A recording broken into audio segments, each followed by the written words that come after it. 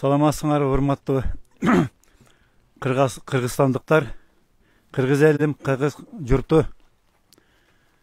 Мына бүгүн биз Кызыл Октябрь айылында Кемпирабадтын жээгинде мына боз үйлөрү тегип, ушул кыргыз элине кайрылып турган учурубуз. Себеби өзүңүздөргө маалым болгондой, кече Өзгөн районунда акимчиликте президент Садыр Жапаров менен Камчыбек Ташиев келип эл менен жолугуу өткөрөбүз деп келишти. Кемпирабад боюнча түшүндүрмө беребиз деп. Алар келишти, аларды коштоп бир канча депутаттар келишти. Жыйын акимчиликтин Актөбө залында болуп өттү. Ошондо Ташиев мырза, Садыр Жапаров айтышты, Кемпирабадты 20 гектар менен дамбаны бердик деп. Кемпирабад тосулган дамбанын жарымы бул Кыргызстандын менчиги болуп эсептелет. Кыргызстан тарабында 2 ГЭС курулган. Кийинки убактарда саяз бузулгандан кийин Өзбекстан дамбанын биз тарапта жаганы кошумча 20 гектар жерге тосуп чыгып алышкан.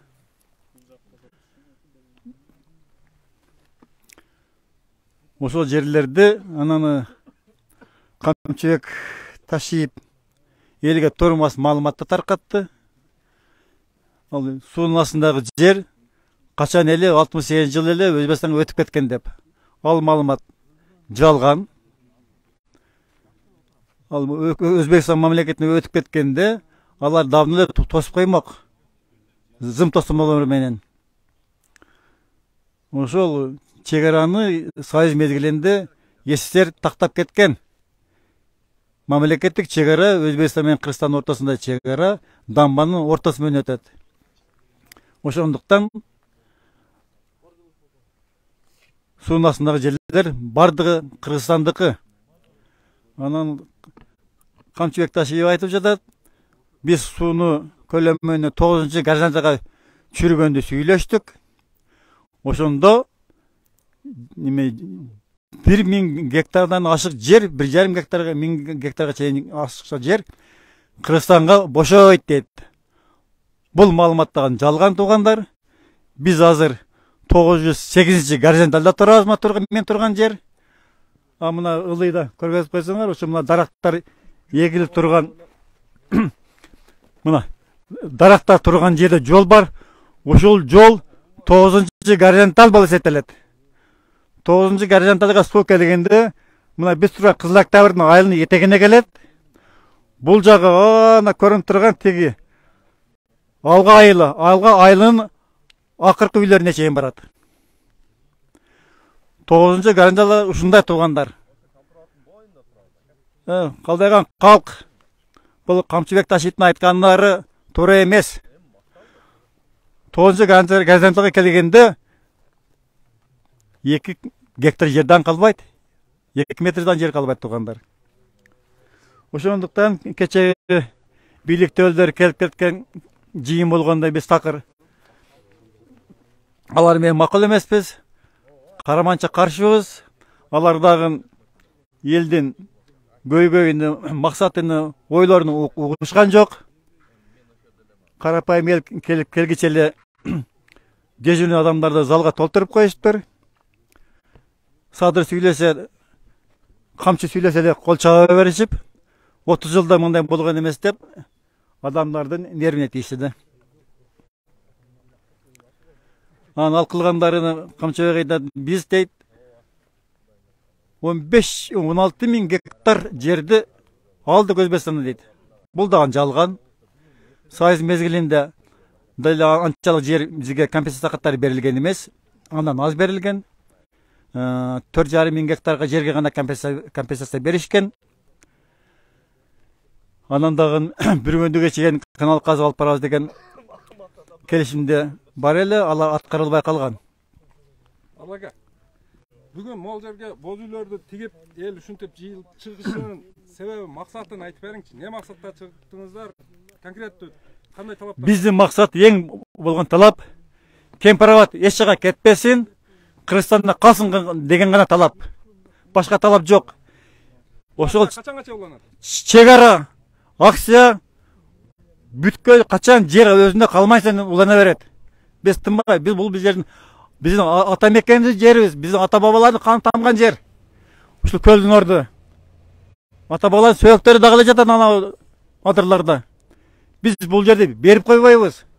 Кыргыз эч качан жерин берген эмес. Өзбектер сууду колдоно берсин. Жерди бербейбиз. Биздин максат ошол. Чек ара бузулбай, союз мезгилинде кандай болсо ошондой болсо калсын деген талапты коюп атабыз. Туура жигиттер? Туура. Кемпироват Кыргыз элине кызмат кылсын деп. Алага сөз кошчулар бар. Дамбадан кетпесин, кошумча жери берилбесин, чек ара ошол бойдон калсын деген гана талап. Ошого кечеге болгон жыйынга ел аябай нааразы. Садыр Жапаров дагы чыкканда элге бир кайрылбастан качкан бойунан кетти, куйругун түйүп. Итти көргөн мыштай болуп өлкөдөн качышып, таш итти көрдүңөр чуркаган бойдон машинесине зорго чыкты. Карапайым элге жок дегенде салам берип коюш керек эле. Өзгөн эли камчы менен садырды атып салбайт, башка кылбайт. Үйгө чакырат элек, мына көлдүн боюна чакырат элек, могул жерде отуруп, шорпо ичсе болот эле. Өзүнүн жеринде көрүп, жеринде келип таанышып, кандай экен деп. Мен сизге сөз кошуп коеюн. Ассаламу алейкум, урматтуу мекендештер. Бүгүн Кызыл Октябрь эли монтеп нараазычылык акциясына чыгып отурушат, бул жерге боз үйлөрдү тигип. Буга себеп бирден бир ушул биздин бүгүнкү күндөгү бийлик төбөлдөрүбүз ушул жерлерибизди, ыйык жерлерибизди биз үчүн ыйык, себеби биздин киндик каныбыз тамган жерлер. Биздин аталарыбыздын сөөктөрү жаткан, биздин ыйык мазарларыбыз турган жерлер булар. Ушул жерлерди өзгө элге өткөрүп берип, коңшу мамлекетке ошолорго тебелетип, тепсендик кылууга жол берип аткан үчүн наразы болуп чыгабыз. Наразы болуп чыгып отурабыз. Биз кече үмүт кылганбыз. Президент келди, УКМКнын жетекчиси келди. Биз үмүт кылганбыз, ушул эл менен жолугушуп, элдин ушул муңдарын, элдин оюн угуп, ушул жерди жокко чыгарып, ошо протоколдун 36-протоколду. Ушул жерди өзүбүзгө кайра калтырып берет. Себеби өзүбүздүн уулдар деп эл акыркы минутага чейин үмүт кылып турду. Бирок урматтуу биздин президентибиз 2 жыл мурда ким эле ушул күнү 5-октябрда ким эле эл болбосо, дал ушул күнү 5-октябрда эл жыйылып, түрмөдө камалып жаткан жеринен алып чыгып, адам кылып, адамдын дагы ушул 6 миллион, 7 миллион элдин эң алдыңкы адамы кылып, башына көтөрүп президент кылып койсо, элдин бетине бир кылчайып карап койбой, баш ийкеп койбой, мындайча айтканда кимсиң деп койбой, элге бир кайрылып кылчайып карап койбой кетип калды. Айткан сөзү ушул болду элге, ичкерге киргендерге. Биз ошол жерлерди беребиз деди.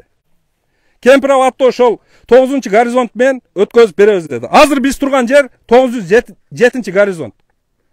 907. Ушундан 7 метр ылдыйда, азыр көрсөтөт да Адыл аке. Ошол 900-горизонт. Эгер ошол сызык менен 900 горизонттон бул жерлерди Өзбекстанга берген болсок, мол биз турган жерде дагы эртең эч ким тура албайт. Себеби бул жер нейтралдуу зонага айланат, өзүнөн өзү. Бул эл аралык стандартта бар. Ошон үчүн биз жерлерибизди бербейбиз. Эгер талаш болсо дагы, буга чейин талаш болуп келген жер болсо дагы мейли эле. Бул жер эч кандай талаш эмес, өз жерибиз. Биздин Кыргызстандын аймактык менчиги. Неге өз жерибизди бүгүн эч кандай талаш болбогон жерден берип атабыз?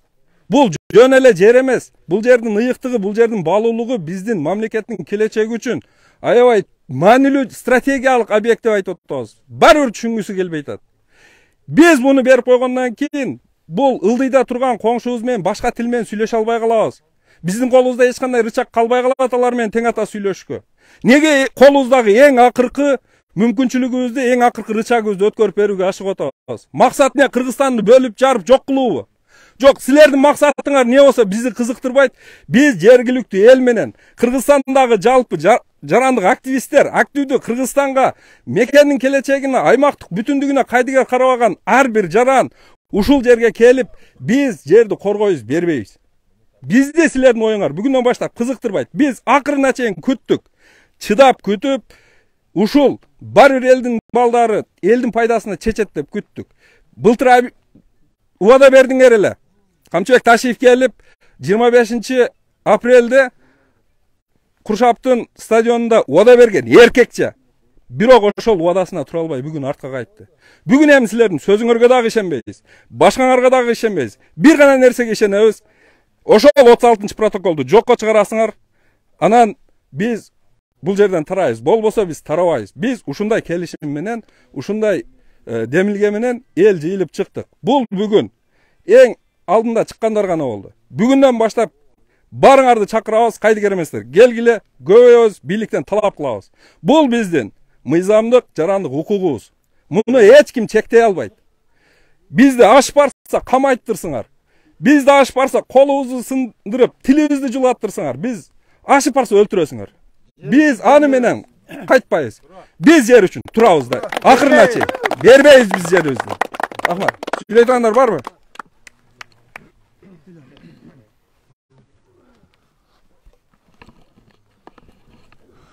Ассаламу алейкум улуу журт, ассаламу алейкум кыргызстандыктар. Баарыңыздарга ушул Өзбекстан менен чек арада турган Кемпир аба суусунун боюнан салам айтабыз. Кыргызстандыктар, ушул Баткенде болуп жаткан нерселердин ызы чуусу бүтпөй, тажигели кирип бизге агрессия кылып, кол салып, ушу 63 жараныбыз жок болуп, ошолордун ата-энелери, бир туугандары Кыргызстандын кабыргасы кайышып турганда, ушул маселени ушул жерден дагы башташтын кереги жок эле. Мен неге айраң таң калам?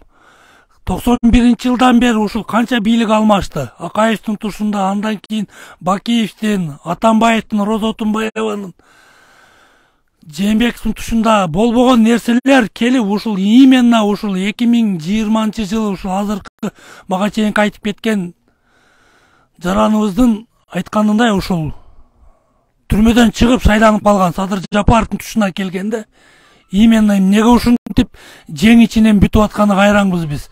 Тыныч жаткан эл тыныч жата бербейби?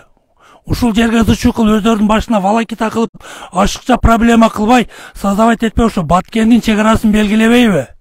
Неге Ысык көлдү айланта асфальт баскыча ошол асфальтка кетилген затратаны ошол чек аранын белгилеп, зым коргон менен, зым тосмо менен Баткенди тосуп бербейби чек аранын белгилеп? Неге аткылатат элди антип? Тайшип жакында чыгып митингге чыккандары күлүңөрдү көккө сапырабыз деп айтты эле. Ал ошол өзү сапырбай эле кыргыз элин тажиктерге сапыртканы бизге айран калыштуу болуп атат. Биз ушул жерде ушул боз үйлөр качан чечилет? Качан ушул протоколдор жокко чыгарылып, кыргыз элинин пайдасына ушул жер чечилип, неметкенден кийин анан ушул жерден эл тарайбыз. Дагы бир айта кетчү нерсе. Бул жер Өзбекстанга өткөндөн кийин алар өзүнүн кайсыл жерден Араван болобу, мына Бишкектин жолунда Маданият барбы, Кара суу барбы, кайсы жерде Өзбекстанга чектешкен жерлерди алар ушу Баткенден бери зым сетка менен тоскон. Ким кепилдик бере алат тоспойт деп. Алар тоскондон кийин Баткендин кейпин кийип калдыш, ушул тегерек четте Өзгөн районунда, Кара суу районундагы жашаган калктын тынчын алат. Эч ким кепилдик бере албайт антип. Ошол Кудай алдында кантип жооп бересиңер билбейм бийлик төбөлдөрү. Ушуга биз айраңбыз. Баткендин чыры басылы электе ошол Өзбекстандын премьер-министри Абдулла Арипов келип, неге кол коесуңар билбейм. Анан дагы кече айтып атат, жабык эшик артында өткөзөбүз. Телефон, бул пресса, блогерлер, ошо телевидениеден эч ким киргизген жок деп. Алар айтып атат, ошол Өзбекстандын койгон бизге талабы болду деп. Неге Өзбекстандын талабын силер аткарышыңар керек? Неге биз Өзбекстанга көз каранды болуп жашашыбыз керек? Суу сактагыч биздин колубузда турат, жер биздики. Алар жерге муктажбы? Пускай силер талап койгула, Кыргызстан талап койсун, алар биздин талапты аткарсын. Токоштуу бала сүйгүнчүк дейт. Бул нерсе биздин колубузда турат. керек болса силер жерди сатпай, ушул жердин бетинде турган 5-6 сайдан, дарыядан кошулган дарыялардын сууларын чогултуп, ушул жерге байлагандан кийин булардын белгиленген арендасы бүткөн литрлеп сууну сатып, Кыргызстандын бюджетин көтөрбөйсүңөрбү? Силерге унушум ушул. Жерди бербестен. Жерди, зачем жерди берип? Азыр канчалаган адамдар тоо таштын башында жүрөт. Мына ушу тегерек читтадагы кайрак жерлер бар. Суу жетпей, ошо айласыздан ушул жерлерге жаш салаңдарга огород чек берилип, посылка берилип үй салып атат. Анан дагы айтып коюшат, ушу компроматтын боюнан жерлерди бак кылып эксеңер, насос менен суу, кайсы жинди насос менен суу тартып, таштак жерге суу чыгарып, башына орто отургусу келет. Пускай жер калай берсин. Зачем ушунча жылдан бери турган немелерди тынчын алып элди козгоп атасыңар билбейм. Кыскасы, ушул жер бергиче жан беребиз биз. Ушул Кызыл Октябрь эли баш болуп ушул жерде турабыз, болду. Жер берилбейт. Түшүңөрдү сууга айткыла кыскасы. Жер берилбейт. Жер берилбейт. Жер берилбейт.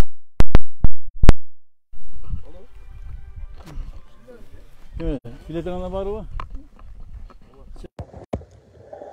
Урматтуу мекендештер, азыр бир аз караңгы кирип баратат. Биз электр жарыктарын орното элекпиз өз үйлөргө.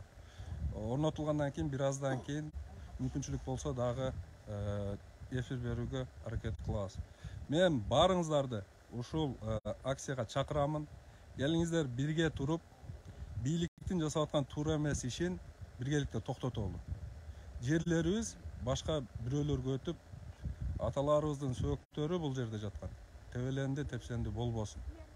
Биз өзүбүз жерге зар, бирөөгө кор болбойлу, өзүбүздүн ушундай жерлерибиз бар туруп. Бул Кемпир-Абадтын кетти дегени, эртең жакын келечекте Түштүк Кыргызстан кетти деген сөз. Ошон үчүн ойлонолу дагы, ойгонолу биринчи. Анан ойлонуп, келип ушул жерде биргеликте талап кылалы. Кайдыгер эмес, ар бир Кыргызстандын жаранын биз ушул жерге чакырабыз. Келе бериңиздер. Келсеңиздер ушул жерде Кызыл Октябрь эли меймандос эл, эч кимди ачка калтырбайт, башка кылбайт. Ушул жерде өзүбүз сыйлап коноктоп алабыз. Келе бериңиздер, конок болду. Эч ойлонбой келип биздин катарга кошулуңуздар. Биз акырына чейин турабыз. Ким ушул нерсени акырына чейин турам, ушул бийликтин туура эмес кадамын чогуу токтотом деген болсо, биздин эшик ачык, келиңиздер. Бул жерде анан айта кетчү нерсе өзгөчө. Эч кандай саясий бул жерде кызыкчылык жок, эч кандай партия жок, эч кандай саясатчы жок. Бул жерде карапайым кыргыз эли бар, өз элин, жерин коргойм деп чыккан кыргыздын эр азамат уул кыздары гана бар. Башка эч ким жок. Кыргыз жер сууларын, кыргыз элин коргоочу элдик кыймыл бар. Барыңыздарды ушул кыймылга, ушул катарыбызга чакырабыз. Biz sizlerdi, kütüyoruz.